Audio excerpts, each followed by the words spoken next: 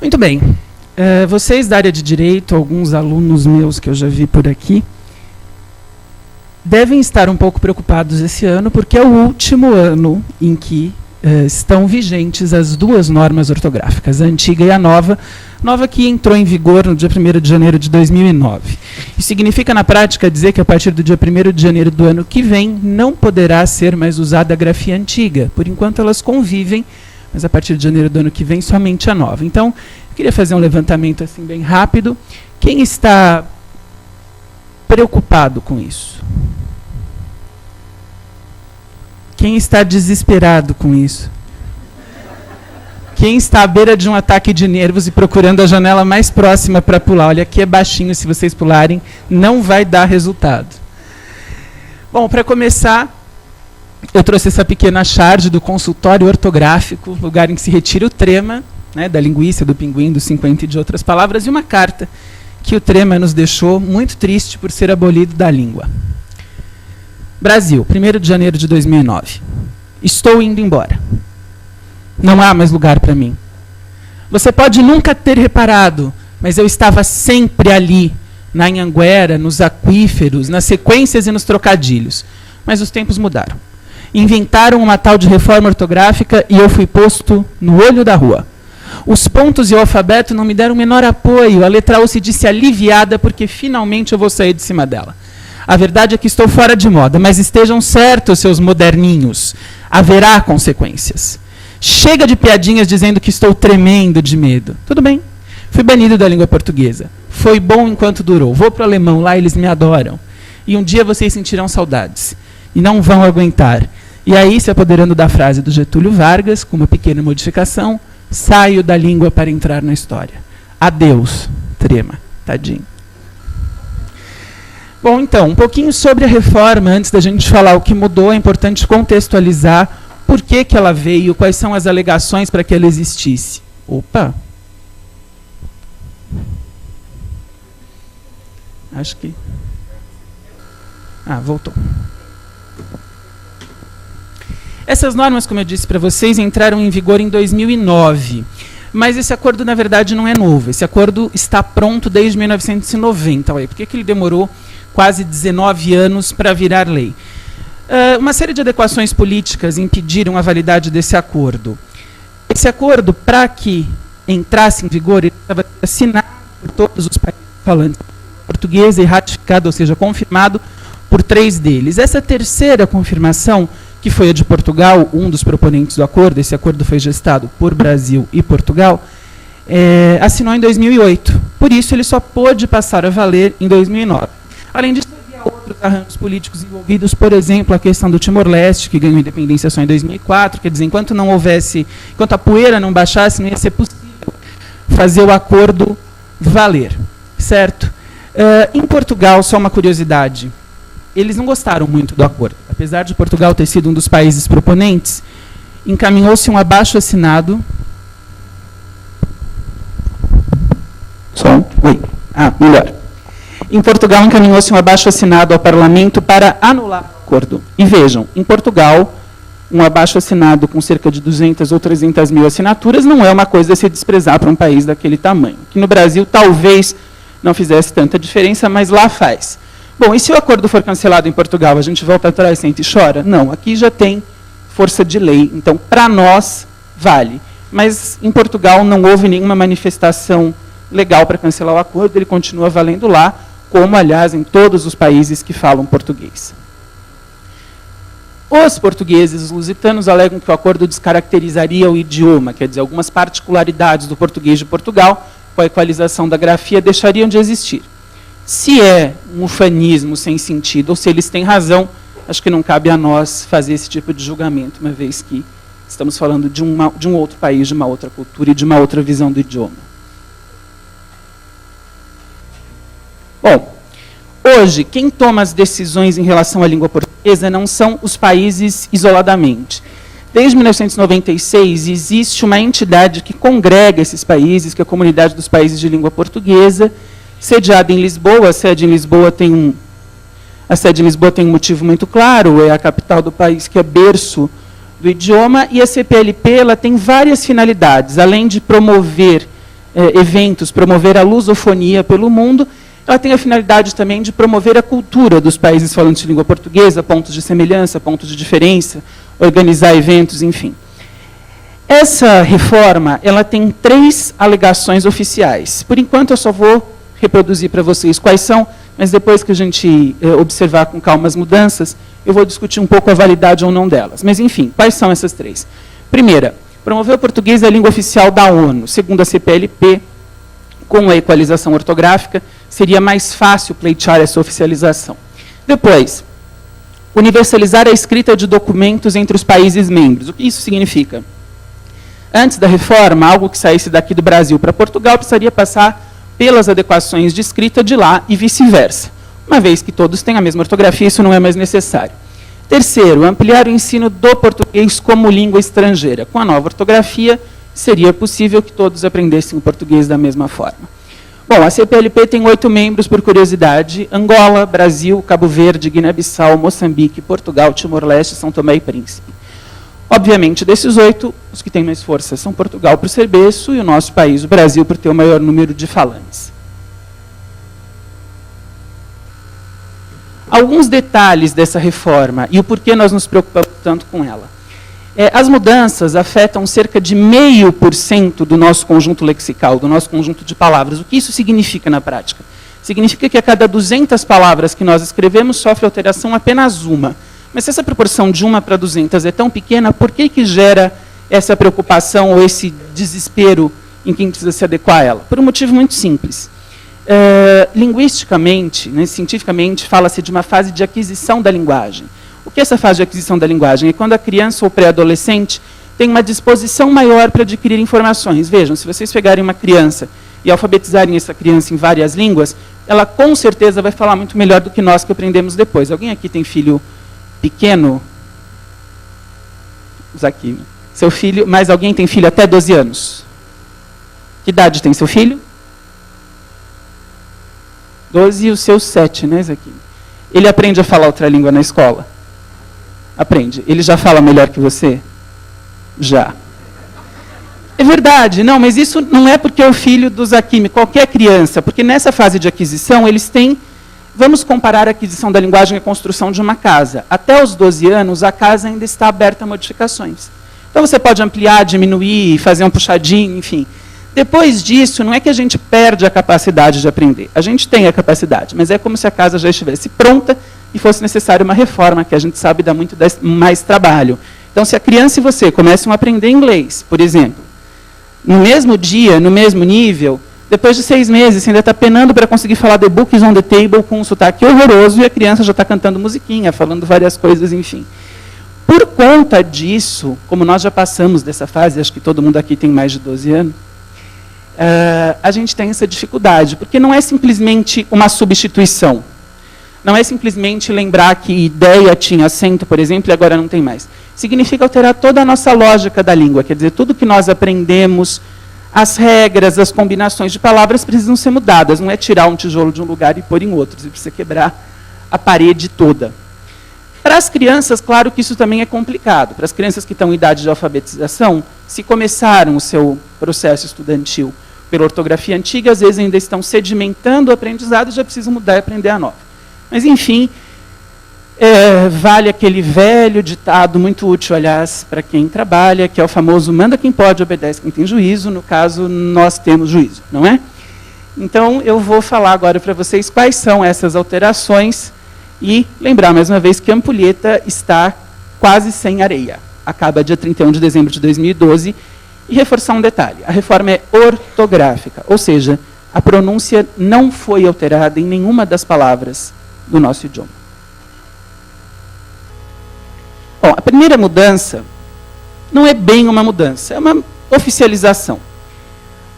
Quem se alfabetizou entre 1971 e 2008, aprendeu que o alfabeto tinha 23 letras.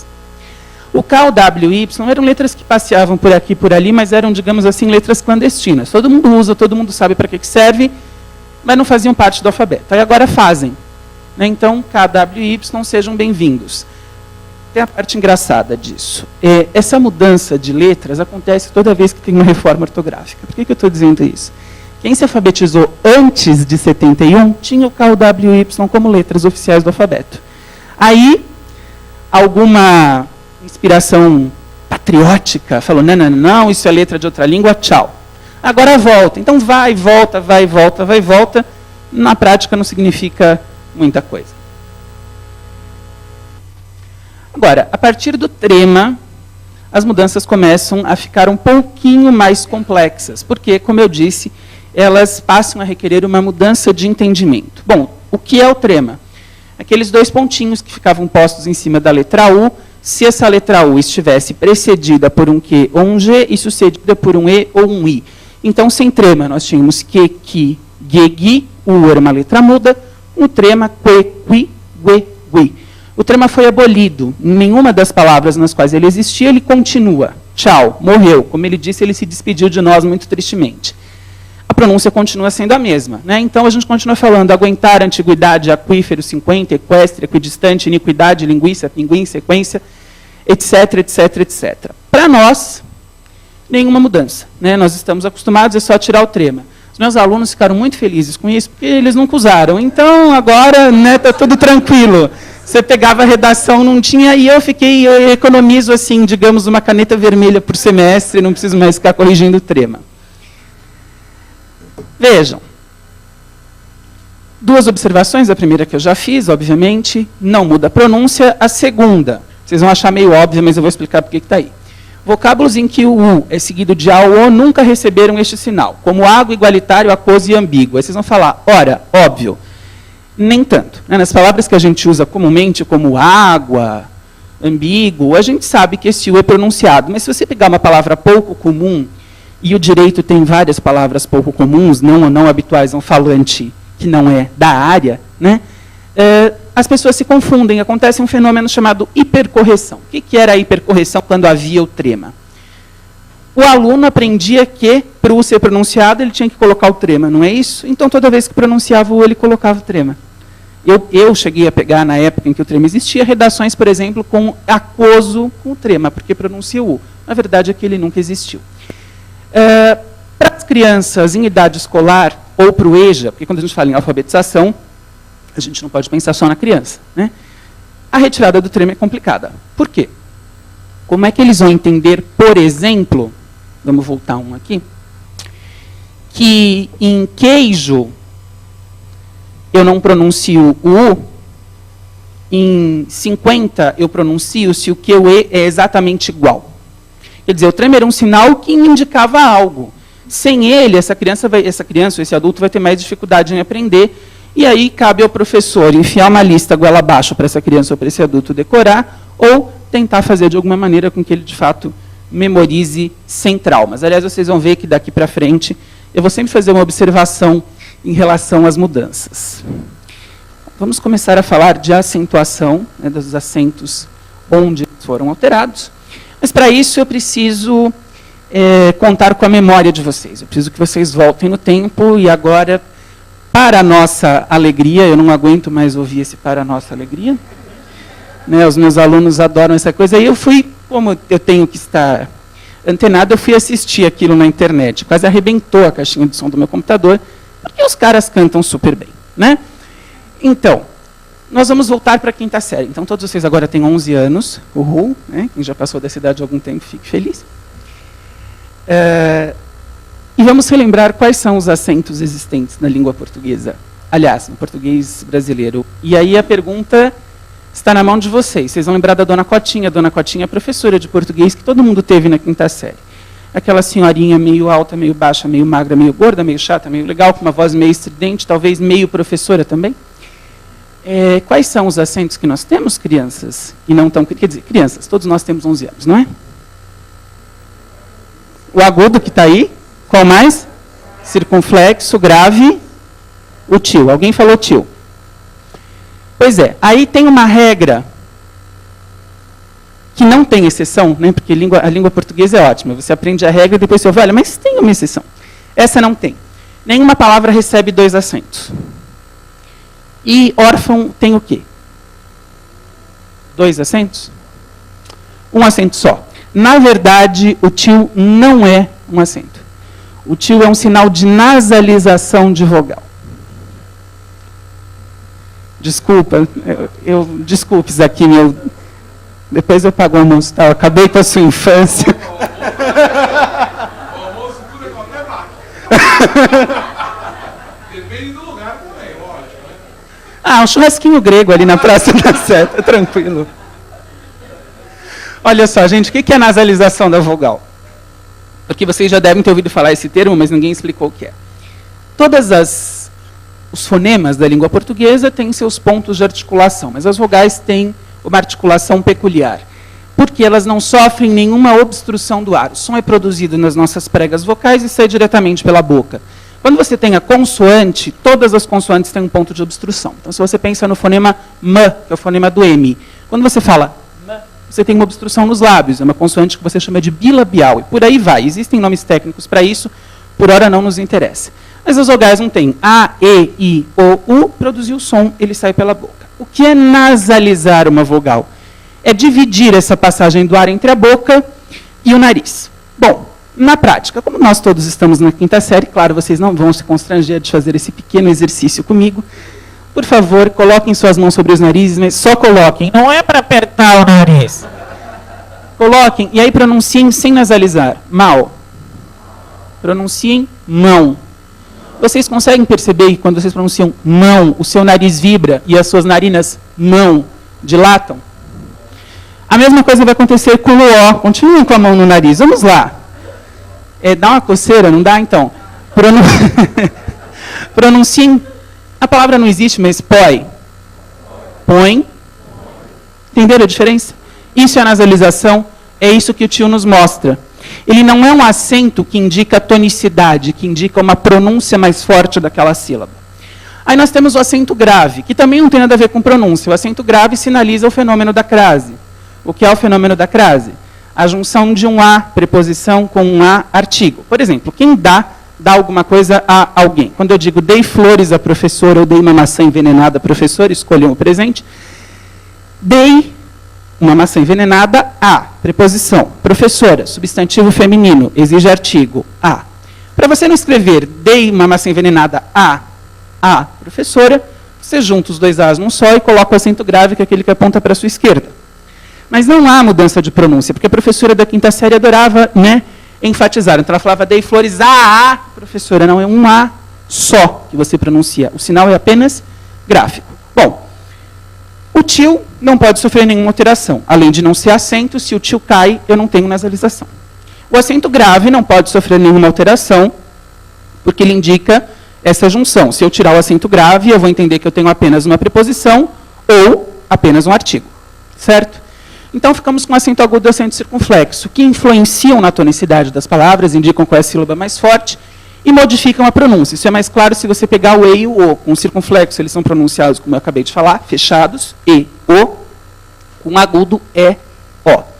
Tranquilo? Então, são esses acentos que vão sofrer modificações. Vamos lá. Acento agudo não é mais usado nos ditongos abertos E e O das palavras paroxítonas. Xi, ditongo, tritongo, Ya, oxítona, paroxítona, proparoxítona.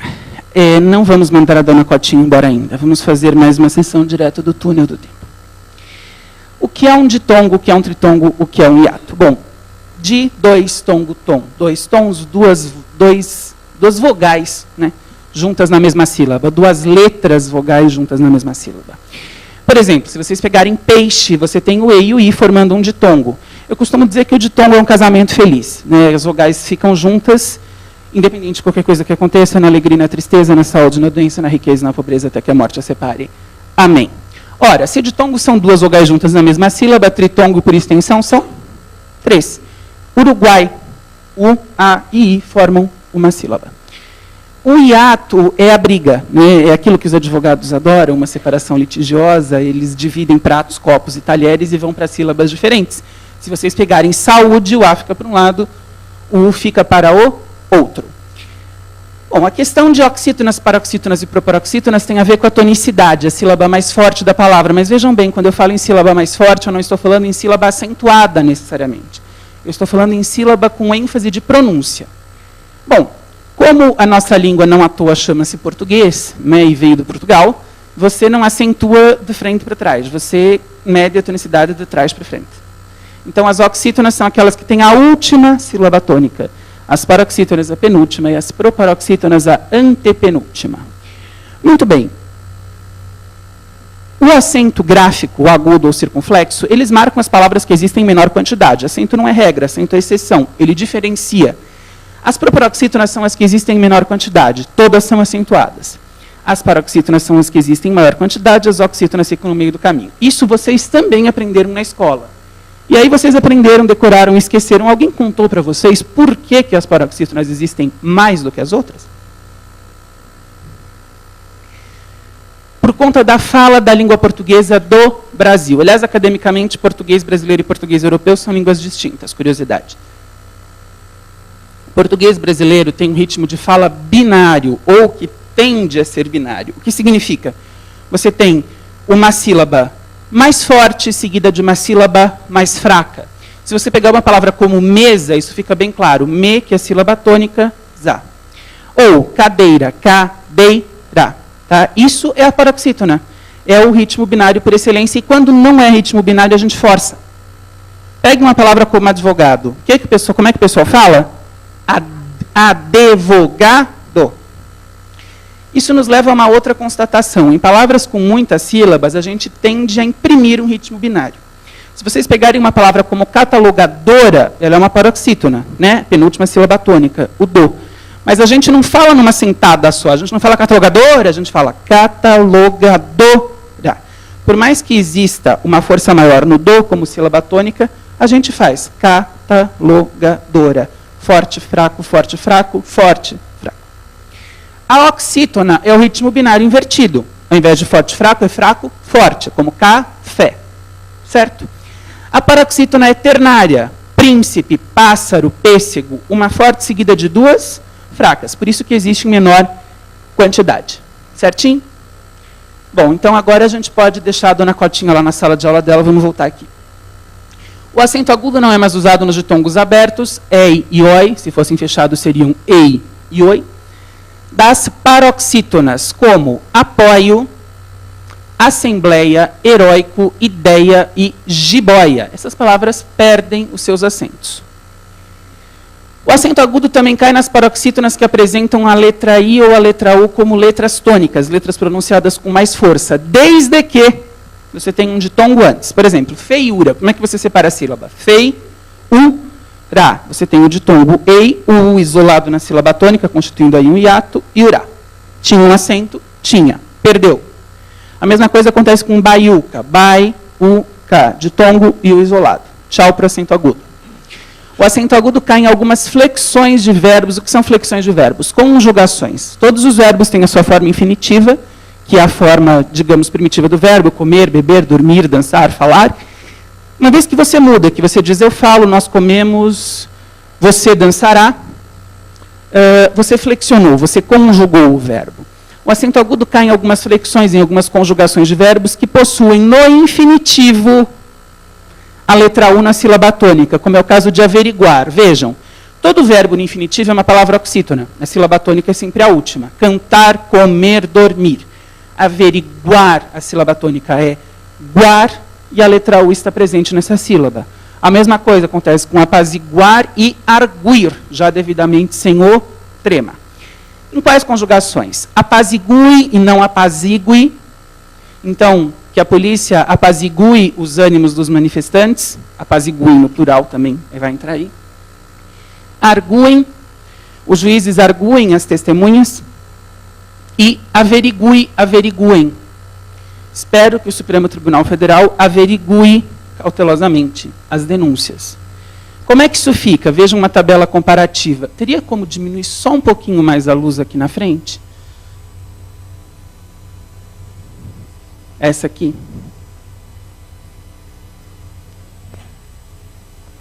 Obrigado. Agora sim.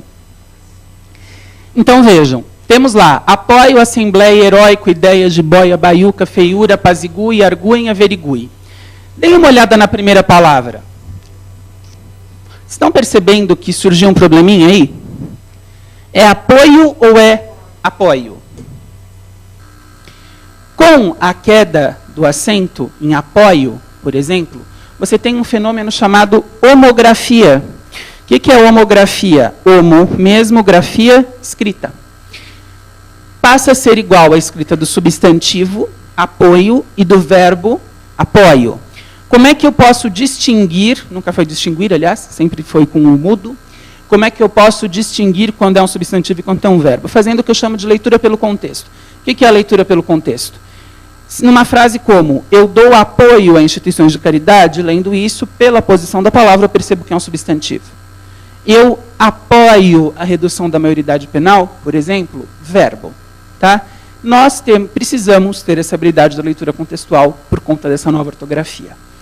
Bom, como eu já disse, a retirada do acento não implica mudança na pronúncia, eu continuo dizendo colmeia, clarabóia, azaleia. Vejam, isso também gera uma certa confusão para quem está aprendendo a língua. Por quê? O acento indicava duas coisas, o ditongo e a pronúncia aberta, certo?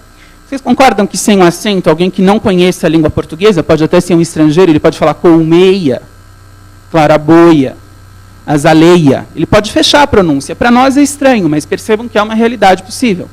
Ou ele pode transformar clarabóia em claraboia, colmeia em colmeia, colmeia, azaleia.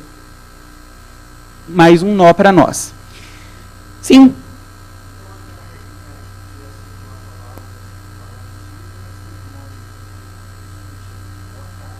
Não.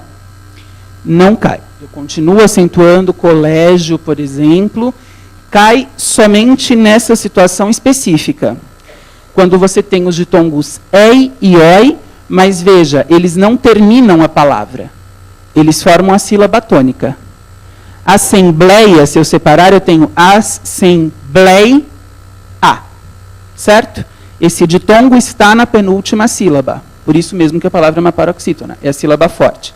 Se eu pegar colégio, colégio, tongo está na sílaba final. Mesma coisa, colmeia. Bom, vamos pegar uma palavra mais curta. Apoio. Como é que você separa? Apoio. Você tem o ditongo? Tem. Mas ele está na penúltima sílaba, certo? Então, o ditongo não está no fim da palavra. Ela não termina com o ditongo. O ditongo está na sílaba intermediária. Ei ou oi, i, dei, a. Ditongo ei ou oi na penúltima sílaba perde o acento. Se você pegar colégio, você tem o ditongo, mas ele está na última sílaba e ele é io. Ele não é ei e ele não é oi. Eu preciso dessa ocorrência obrigatoriamente para tirar o acento.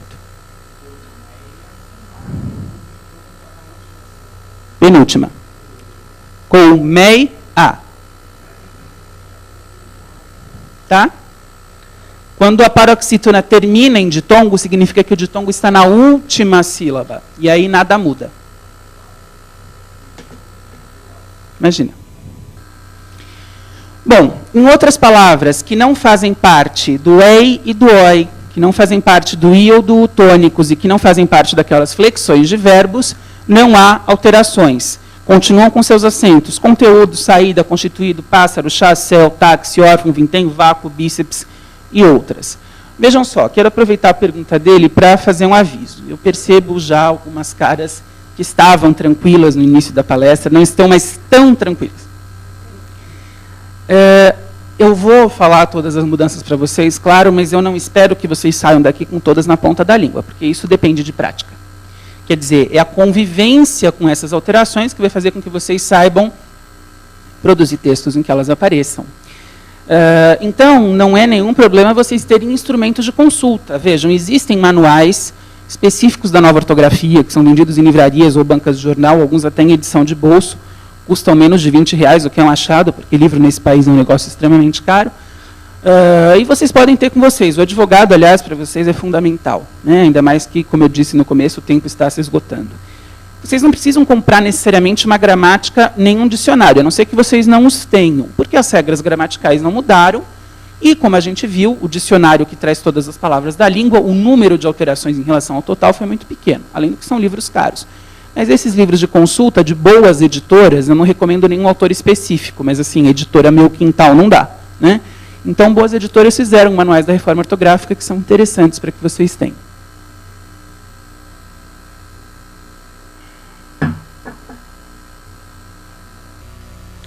Acento circunflexo. O acento circunflexo ele cai em duas circunstâncias. Quais? Conjugações de terceira pessoa do plural, eles ou elas, dos verbos crer, dar, ler, ver e seus derivados. O que é um verbo derivado? É um verbo no qual você acrescenta um prefixo, mas a conjugação é exatamente a mesma. Por exemplo, ler. Eu leio, tu lês, ele lê, etc, etc. Reler. Ler, de novo. Eu só acrescento re. Eu releio, tu relês, ele relê. Mesma coisa.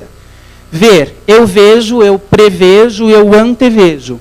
Tudo bem? E esses são os verbos derivados. Na verdade, vocês só precisam saber os primitivos. Sabendo conjugar crer, dar, ler e ver, vocês conjugam todos os derivados desses verbos sem problemas. Então, terceira pessoa do plural. Eles creem que eles deem, aí no modo subjuntivo, eles preveem, eles releem. Esse acento circunflexo cai. Em palavras terminadas pelo hiato, né, separação das vogais, ou, como enjoo, magou, perdoo e voo. Vejam, duplo E, duplo O.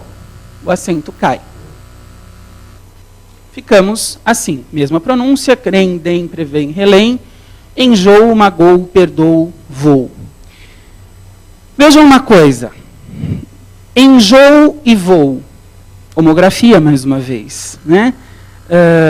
Voo pode ser agora sem o acento, tanto substantivo, o voo do pássaro, quanto o verbo. Eu voo nas asas da imaginação. É bonito falar isso, né? Eu sempre gosto de dar esse exemplo, porque aí você parece uma pessoa mais feliz. Eu tenho homografia. Mais uma vez, eu preciso ler pelo contexto. Tá? Aqui só, nesses casos, o acento circunflexo é mais simples. Nas palavras que não se encaixam nem no duplo E, nem no duplo O, eu não tenho alterações. O acento diferencial. O acento diferencial é uma das coisas que mais me preocupa nessa reforma, por um motivo bem simples. Antes dessa reforma entrar em vigor, em 2008, quando foi anunciado que ela viria, teve muito jornalista afobado por aí, divulgando que todos os acentos diferenciais tinham caído. É complicado, né? Você divulgar uma informação sem ter muita noção do que você está falando gera problema, porque os acentos diferenciais não caíram. Eles caíram em algumas palavras, mas em outras eles se mantêm. Qual é a peculiaridade? Eles caíram em palavras de classes gramaticais diferentes. Em palavras com a mesma classe gramatical, eles se mantêm. A gente já vai ver. Vejam os exemplos. Para, preposição, dou algo para você. Para, verbo, o trânsito para quando há um engarrafamento. O verbo tinha um acento. Esse acento caiu. O acento diferencial, ele servia, ou serve, né, para diferenciar na grafia palavras que têm a mesma pronúncia. Ou seja, palavras homófonas, mesma fonia, o acento diferencial faz com que elas não sejam homógrafas. Ok? Quando eu tiro o acento, para, preposição e verbo ficam exatamente iguais. E aí eu tenho, ao mesmo tempo, homofonia e homografia. Eu tenho o que eu chamo de homônimo perfeito, mesma pronúncia, mesma escrita. Pera, junção da preposição per com artigo a, não, a gente não usa isso, isso é antigo, né, não, é um arcaísmo, é do século XIX, mas pera, fruta, a gente usa. Substantivo, tinha um acento, não tem mais. Pelo, junção da preposição per com artigo arcaico lo, usamos, passei pelo corredor para chegar aqui. Pelos substantivos, pelos do corpo, sem acento. Polo, junção da preposição por com artigo arcaico lo, não usamos. Polo, substantivo. Camisa polo, polo norte, polo sul. Polos da física. Por favor, não me peçam mais explicação sobre os polos da física. Eu me lembro do exemplo, mas infelizmente não vou poder detalhar esse assunto com vocês. E também, um que não está aqui, coa ou coas. Coa ou coas, o verbo coar, eu couto, coas, ele coa. E coa, preposição, né, com mais a, que também é um uso antigo. Eu couto, coas, ele coa, que eram acentuados. Né, coas, coa, não são mais. Fica tudo uma coisa só, certo? Para, pera, pelo, polo, coa, coas. Aí vocês vão falar, ah, já sei. Já é a terceira vez que você vai falar isso. Tem homografia, eu leio pelo contexto. Aham. Mas vejam. Falar em verbos. Trânsito para São Paulo. E aí? É uma preposição ou é um verbo? Pode ser uma preposição? Pode. Trânsito em direção a São Paulo. Por exemplo, rodovia dos Bandeirantes, intrafegável para São Paulo, sentido capital. Agora, pode ser verbo? Pode. Trânsito para São Paulo por conta de um alagamento. Se eu não tenho nenhuma informação além de trânsito para São Paulo, como é que eu fico? Parado. Com perdão do trocadilho, completamente parado. Esse é um dos nós mais complicados da reforma. Em algumas situações, não tem por onde sair. Mesmo o contexto, se eu não tiver mais informação, ele não me salva. Bom, como eu disse para vocês, não foram todos os acentos diferenciais que caíram. Eles caíram em palavras de classes diferentes, como vocês puderam perceber. Classes gramaticais iguais mantêm o seu acento diferencial. Veja o caso dos verbos, verbo ter e verbo vir. Eles têm terceira pessoa do singular, terceira do plural. Eu mantenho o acento circunflexo no plural, para que eu possa, na grafia, diferenciar quando eu falo de uma pessoa ou quando eu falo de um conjunto. Da mesma maneira, o verbo vir, ele vem, eles vêm. E os derivados, né? Verbo ter, ele retém, eles retêm. Verbo intervir, ele intervém, eles intervêm. Vejam que aqui existe apenas um E. E vejam uma outra coisa, nos derivados. Olhem um exemplo de retém. Retém passa a ter um acento agudo. Por quê? Porque ele entra na regra de acentuação das palavras oxítonas. Todas as oxítonas terminadas em ou ens são acentuadas. Então, nos primitivos, sem acento no singular, com circunflexo no plural. Nos derivados, agudo no singular, circunflexo no plural. O hífen. Aí eu olho as caras de alegria de vocês quando você põe hífen. Vocês estavam pensando, tá difícil os acentos, não pode piorar. Pode. Né? Como diz aquele velho ditado, nada está tão ruim a ponto de não poder ficar pior, mas não é tão difícil. O que a gente precisa é mudar um pouco o entendimento em relação ao hífen. Por quê? Antes dessa reforma, o que norteava o uso do hífen eram muito mais os prefixos. Agora, o que norteia o uso do hífen é a terminação da primeira palavra e o início da segunda. Vejam, a minha regra antiga dizia o quê? Se eu tenho uma palavra terminando com vogal e uma segunda começando com R, S ou H, eu tenho hífen, certo? Então, eu dizia antessala, arquirrival, sobre-humano, tudo com hífen. Com o R e o S a coisa mudou. Agora eu tenho que retirar o hífen, juntar as palavras e dobrar o R e dobrar o S. Eu passo a ter antessala, arquirrival, contra-regra, corréu, olá, advogados, vejam que coisa horrível, mas é assim mesmo. Ultrassom. Minha pergunta, por que eu não posso simplesmente juntar as palavras? Por que eu tenho que dobrar o R e o S?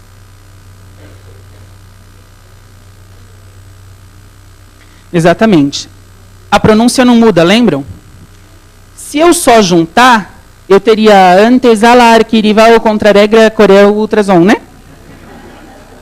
Aí o português perderia realmente um pouco da sua identidade. Para manter a pronúncia, eu preciso juntar, porque R e S entre vogais são letras de pronúncia mais fraca. Tá? Ninguém lê A-R-A-R-A como arara, a gente lê arara. Funciona da mesma maneira. Tudo bem?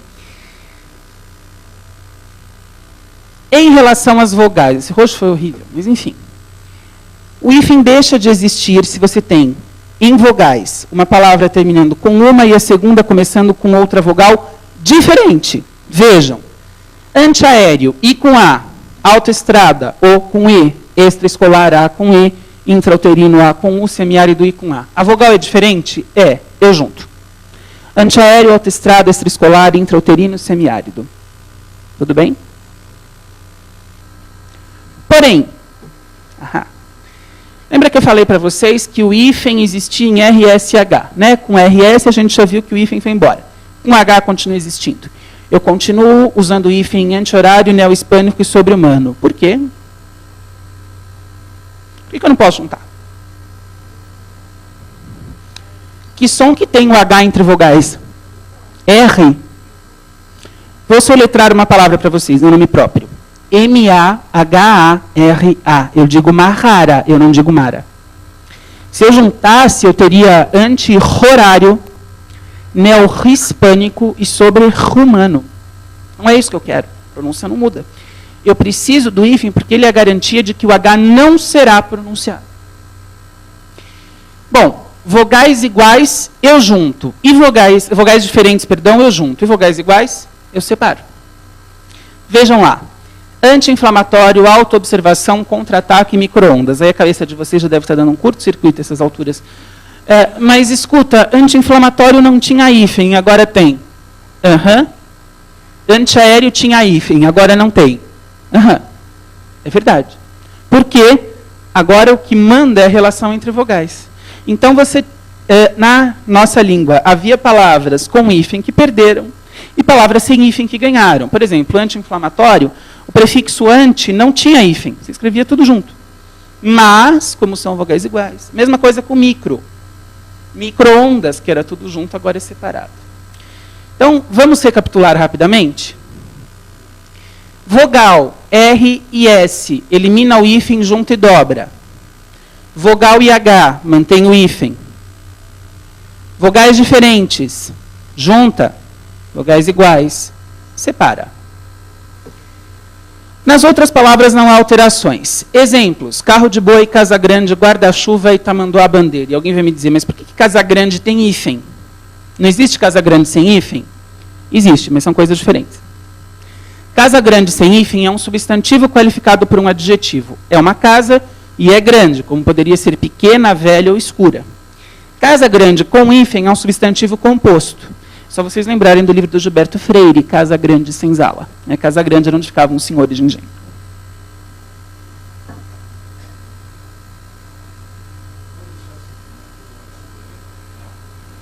Muito obrigado. Não, tenho, mas o aviso vai ser bom. Fique tranquilo. Existe um outro nó. Eu já falei de poucos nós, não tem quase nenhum. Existe uma briga entre alguns gramáticos e o pessoal que fez essa reforma, porque em uma palavra como paraquedas, por exemplo, eles tiraram o hífen. Por quê? Não está em nenhuma dessas regras, não está mesmo. Mas aí a justificativa é assim: é porque os falantes já entendem como uma palavra só. É uma justificativa muito legal, né? Entendimento é uma coisa que todo mundo pensa igual. Né? Mas e se eu entendo como duas palavras? Arzar, seu, é uma palavra só. Isso está gerando uma briga até hoje, não foi bem resolvido. Né? Então, se vocês tiverem alguma dúvida sobre uma palavra que não está aí, existe um livro muito interessante, que também tem uma edição online, chamado VOLP, V-O-L-P, ou Vocabulário Ortográfico da Língua Portuguesa. Ele é editado pela Academia Brasileira de Letras e, diferente de um dicionário que traz significados, ele traz só a escrita. Vocês podem consultar pela internet também. Atenção a uma coisa. Tudo isso que eu falei não vale para palavras de origem estrangeira e não vale para nomes próprios que já estejam registrados. Por que não vale para as palavras de origem estrangeira? Veja um exemplo do alemão, Müller e Mülleriano. O trema tem a mesma função que tinha no português? Não. Aqui ele indicava a pronúncia do U. Lá ele indica a pronúncia do U como I. No francês, tête à tête, avant-première. Tête à tête seria literalmente cabeça a cabeça, a gente traduz como cara a cara. Avant-première como uma pré-estreia. Vejam, o acento tem outra função. Vejam que no francês o acento circunflexo abre. Eu falo tête e não tête. E première, ele fecha o acento grave. Então as funções são outras, não dá para comparar, não tem como mudar. A parte dos nomes próprios é mais engraçada. É mais engraçada porque a gente sabe que o escrivão às vezes registra o nosso nome como ele quer. Né? Apesar de terem as regras, eles se confundem um pouco. Mas na prática o que isso significa? Digamos que um casal muito inspirado tenha filhas com nome de flores. Então eles têm a Violeta, a Margarida e nasce a terceira filha, eles resolvem chamar de Azaleia, um nome bonitinho. O que acontece? Se a Azaleia, essa linda garotinha, nasceu até as 23 horas, 59 minutos e 59 segundos do dia 31 de dezembro de 2008, ela nasceu Azaleia com acento. Ela vive Azaleia com acento e ela morrerá Azaleia com acento. Se, por outro lado, por diferença de 1 segundo, vejam que tudo pode mudar em 1 segundo. Azaleia nasceu às 0 hora do dia 1º de janeiro de 2009, ela nasceu Azaleia sem acento, vive Azaleia sem acento e morrerá Azaleia sem acento. Tanto é, só para comprovar isso com vocês, Vinícius de Moraes, o poeta, o nome dele não tem acento. Mas pelas regras atuais, Vinícius tem acento. Acontece que quando ele nasceu, lá em 1913, a regra não era essa. Então, a gente continua escrevendo Vinícius de Moraes sem acento. Bom, as mudanças são estas. Agora, eu quero, como eu disse para vocês no início, debater um pouco a praticidade e a utilidade dessa reforma. Porque eu acho que é importante, quer dizer, chegar aqui e falar o que mudou, claro que ajuda, mas são coisas que vocês podem pesquisar, encontrar na internet, encontrar em livros. Agora, esse entendimento da reforma e esse debate eu acho fundamental. Vejam lá. Opiniões sobre o assunto. A primeira é do professor Sérgio Nogueira, ele é consultor em língua portuguesa, já teve um programa na televisão, não me lembro em que canal, acho que na rede do SESC. Ele diz o seguinte: o Brasil precisa de reformas na economia e na política, não precisa de uma reforma ortográfica. Eu acho que essa frase dele dispensa comentário. A segunda: outras línguas civilizadas não mudam os acentos de lugar com a frequência que se muda em português. Quem falou isso é alguém da área de vocês, a doutora Ellen Grace, que foi ministra do STF, foi inclusive ministra-chefe, né, a primeira mulher. Ela falou bobagem? De maneira nenhuma. Só para vocês terem uma ideia, no século XX, o português falado no Brasil passou por 5 reformas. 1924, 40, 45, 71 e 90. Essa é de 90 que entrou em vigor agora. Vamos fazer uma conta rápida, 100 dividido por 5, 20. Que significa que a nossa língua muda a cada 20 anos. Como é que a gente quer ter uma estabilidade, um respeito ao nosso idioma se muda-se com essa frequência? Né? Então imaginem um sujeito que viveu 83 anos. Né? Ele nasceu. Quando ele tinha 20 anos, teve uma reforma ortográfica. Quando ele tinha 40, teve outra. 60, outra. 80, outra. Aos 83, ele morreu. Causa mortes, insanidade mental. Ele estava tentando aprender a primeira reforma e já passou pela quarta. Fica meio complicado. A outra opinião é de um tradutor. E por que eu trouxe um tradutor?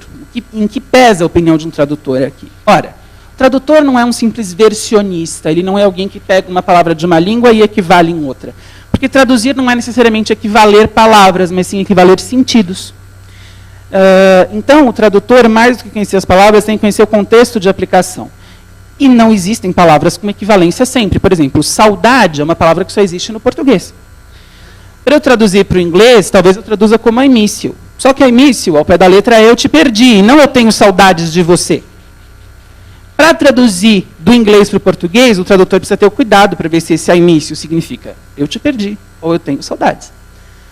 Outra coisa, tradução de poesia, de música.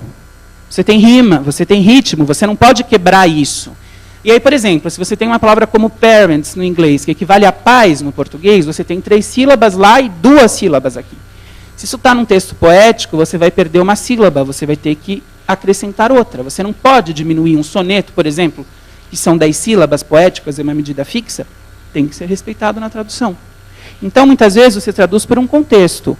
Quantidade de palavras. Nem todas as línguas têm sempre o mesmo número de palavras para significar a mesma coisa. Um exemplo, neve. O que é neve para nós? Neve para nós é uma coisa bonitinha e branca que cai do céu. Aí, a gente pega um avião. Se você é rico, você vai para a Europa. Se você não é tão rico assim, você vai para Bariloche, né, que é um pouquinho mais perto. Você pega um avião, vai na neve, aí vai andar na neve, toma uma escorregada, cai de bunda no chão, se faz um bonequinho de neve horroroso, aí tira uma foto e põe no Facebook. Né? É lógico, porque ninguém viaja só para si mesmo, você viaja para contar para o outro. Então você põe a foto no Facebook, aí você vai para Paris, né? Ai, trouxe uma lembrança. Aí você fala, pô, meu amigo foi para Paris, que legal, me trouxe um vinho, me trouxe um queijo. Não, trouxe um chaveirinho da Torre Eiffel. Filho da mãe, chaveirinho da Torre Eiffel você compra de pacote na 25 de março. Vai para Paris e me traz uma lembrança decente. Poxa, mas a foto está no Facebook. Né? Para nós isso é neve, é ótimo. É uma coisa para se divertir. Para um esquimó, que mora lá no Polo Norte, não é algo para se divertir, ele convive com aquilo todo dia. Sabe quantas palavras eles têm para neve? 9. E o tradutor nessas alturas? Bom, se ele traduzir do português para a língua dos esquimós, ele precisa saber a qual das 9 palavras equivale à nossa. Não pode ser uma tradução apressada. Porque eles têm um tipo de neve para fazer iglu, para conservar alimentos, a neve na qual eles passeiam com seus trenós. Né?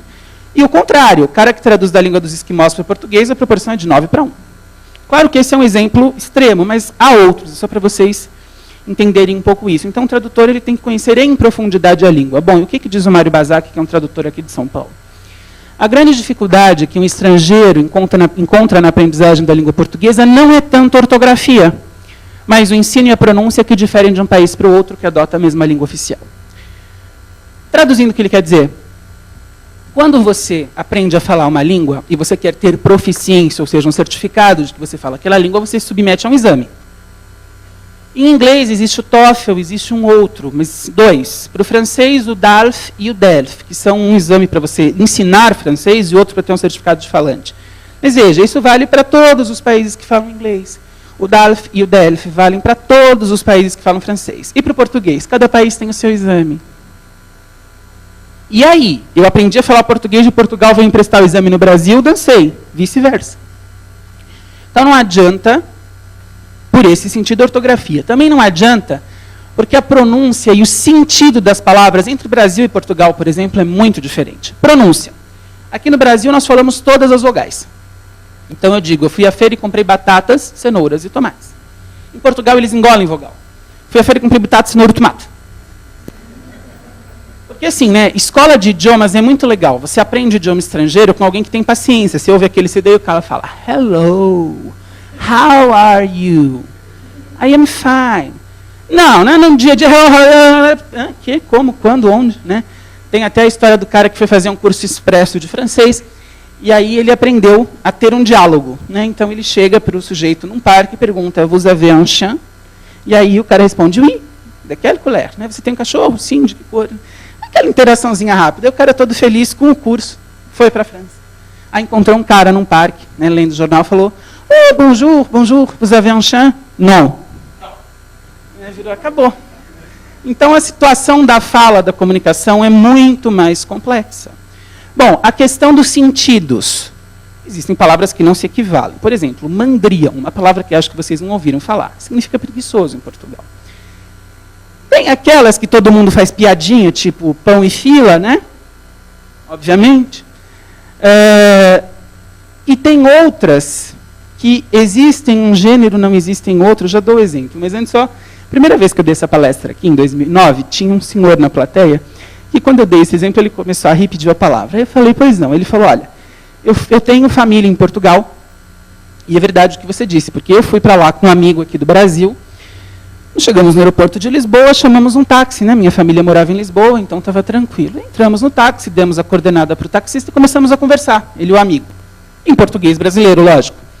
Aí, a determinado ponto da corrida, vira o taxista e fala, oh, por favor, que raio de língua é esta que eu ouço tudo, mas não entendo absolutamente nada?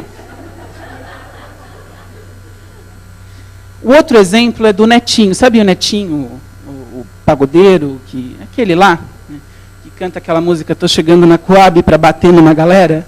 Então, ele foi dar uma entrevista em Portugal. E aí, o entrevistador virou para ele e perguntou assim, Netinho, quantos putinhos você tem em casa? Netinho ficou putinho, mas... Ele já, né, já queria bater no entrevistador, alguém falou, ô, Netinho, puto é garoto, menino, então, putinho, tá certo? Menino. Aí o Netinho entendeu, e aí quis ser simpático, e falou, ai, gente, eu tenho 4 putinhos e 3 putinhas. Ops! Putinho é menino, mas putinho é a mesma coisa. Aí ele teve um sério inconveniente para falar dos filhos dele em Portugal. Aí tinha aquela outra... Então, vejam, das 3 alegações, a ideia de mudar a ortografia para facilitar o ensino, furada. A ideia de oficializar o português como língua da ONU por uma ortografia, eu acho que pressupõe que nós somos um pouco burros, o que torna uma língua oficial da ONU força política e não força linguística. Não importa que se mude o português, que eles sirvam um bacalhau para todo mundo, que eles ponham uma brasileira sambando em cima da mesa da sede da ONU. Não vai dar certo. Ou tem força política, ou não muda. A Folha de São Paulo trouxe um editorial muito esclarecedor em 2008, em maio de 2008, quando foi dito que a reforma valeria. É uma reflexão interessante. A maior parte das modificações parece cosmética, para não dizer ociosa. Que importância pode ter ou não omitir a consoante muda em ótimo, como se usa em Portugal, ou sacar o acento agudo de dé empregado no Brasil? A ausência de padronização em documentos oficiais e livros, de certo, não impede sua compreensão. Diante da pequenez da mudança e de sua irrelevância, é descomunal a energia a desprender na assimilação das novas regras pela população dos países falantes de português. É só vocês lembrarem das caras de susto que fizeram enquanto eu explicava as mudanças. Isso sem contar, por certo, a necessidade de refazer matrizes de inúmeros dicionários e livros didáticos. Um esforço gigantesco, mesmo não sendo boa ideia. A nova ortografia está aí. Bom, como é que a gente faz para aprender isso? Por que a gente não aprende? Por que é tão difícil? Quando eu falei de oxítonas, paroxítonas, superoxítonas, foi difícil para vocês lembrarem. Eu expliquei um porquê que talvez vocês não soubessem na questão do ritmo da língua. O que acontece? Nós temos dois grandes problemas. Estão nesse slide no outro, mas eu vou explicar para vocês. É o seguinte. Um deles é um modelo de ensino que predomina aqui no Brasil, que é autônomo. O que é esse ensino autônomo? É o que considera a escola como uma célula. Ou seja, o aluno aprende ali, reproduz ali e acabou. Ele vem, decora, faz uma prova, passa, ganha parabéns, vai embora, sai da escola e joga no lixo, né? Ele sai da escola, liga o iPod dele, vai para casa ouvindo música e o que ele aprendeu lá ficou lá. As escolas, salvo exceções, elas não se preocupam em fornecer ao aluno um ensino ideológico. O que é esse ensino ideológico? É considerar que a escola é um organismo social fortíssimo, um organismo influenciador. Portanto, saber qual é a demanda daquele aluno, o que ele quer aprender e aproveitar isso. Claro que é preciso ter uma estrutura, né? É preciso ter uma base, não vou ensinar qualquer coisa só porque o meu aluno quer aprender. Mas de um modo que seja atraente, que seja interessante para ele. Aliás, o fato de sentar um olhando nuca do outro já é um pecado, né? Isso não acontece só em língua portuguesa, isso acontece em todas as matérias. Em língua portuguesa, ensinam para vocês classificação de sujeito, de verbo, de conjunção. Então, você aprende que mas é uma conjunção coordenativa adversativa, que caso é uma conjunção subordinativa adverbial condicional. Escuta, quando você vai escrever um texto, não é essa classificação que você usa. Você esquece o que é adversativa. Se você lembrou que mas indica ideias contrárias, está de boníssimo tamanho. Aliás, quando eu cheguei aqui, eu não falei para vocês, oi, eu sou Átila, um sujeito determinado, simples, claro, agente, bom dia. Né? Para quê? É necessário saber? Como algo, uma classificação, uma curiosidade talvez, mas o uso é muito mais importante. Não adianta eu ensinar regra para o meu aluno se eu não ensino ele a ler e interpretar um texto. Até porque as situações avaliativas pelas quais ele vai passar depois da escola, como bem pontuou o Dr. Zaquimi, uma entrevista de emprego, um vestibular, não vão cobrar só a regra, eles vão cobrar um conhecimento geral da língua.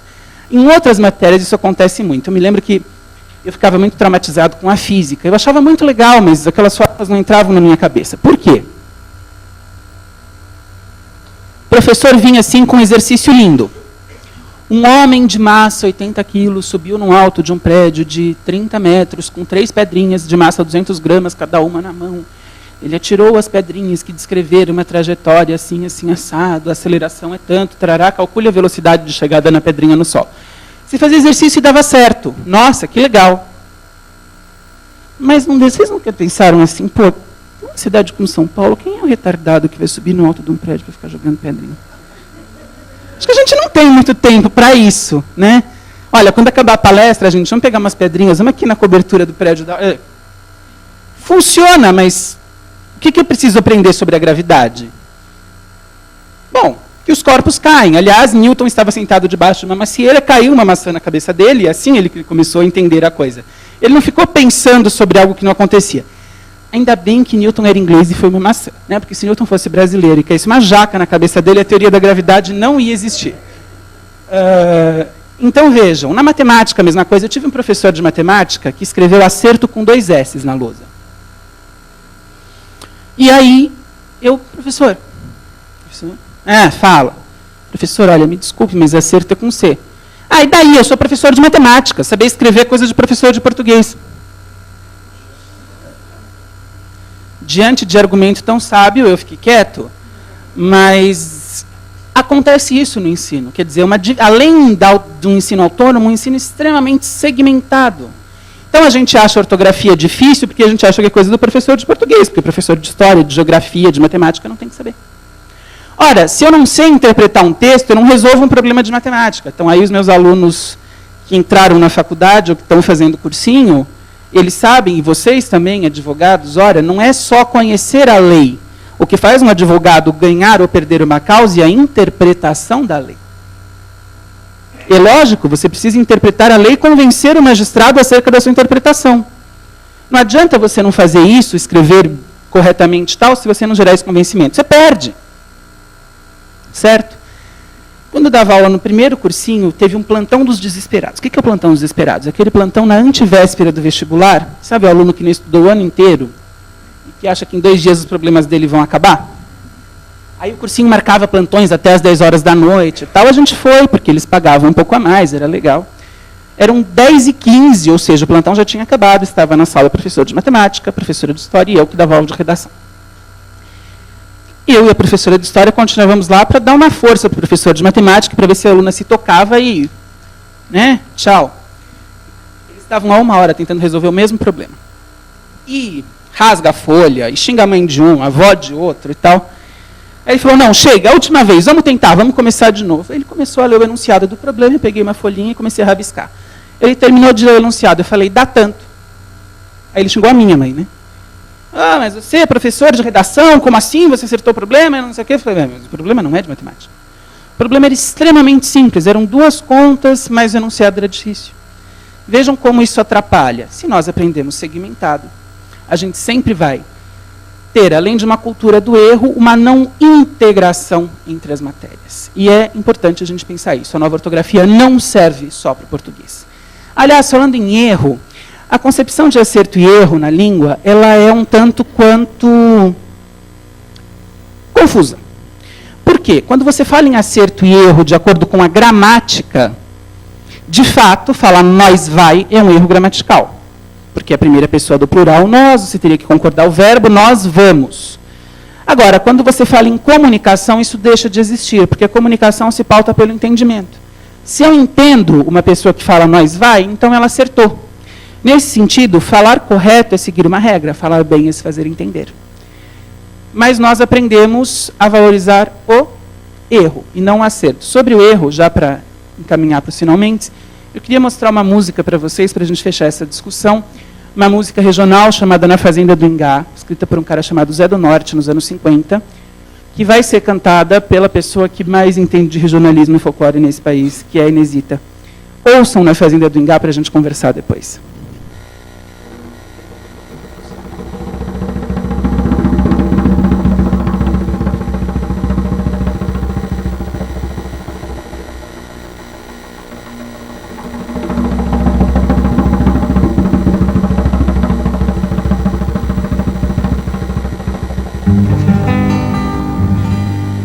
Na fazenda do Ingá, onde nasceu a Iaiá,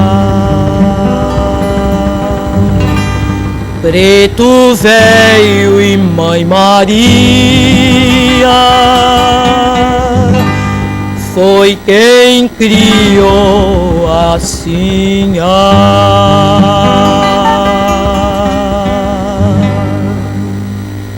bate pilão e bumba lele, bate pilão e bumba lala, bate pilão e bumba lele, bate pilão e bumba lala.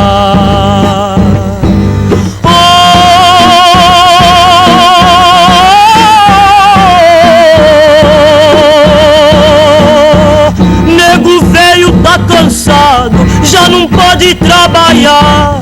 A manjada do engenho já não pode vai mais puxar. Coitado de nego velho da fazenda do Ingá. Bate pilão e bumba lele, bate pilão e bumba lala, bate pilão e bumba lele, bate pilão e bumba lala. Quando chega a madrugada e os galos pegam a cantar, estrela d'ava lá no céu começa a clarear. Preto velho se levanta, corre pro canaviar, cambiteiro bota a cana pra modo engenho rodar. Boi canário, boi coruja, não deixa nego penar.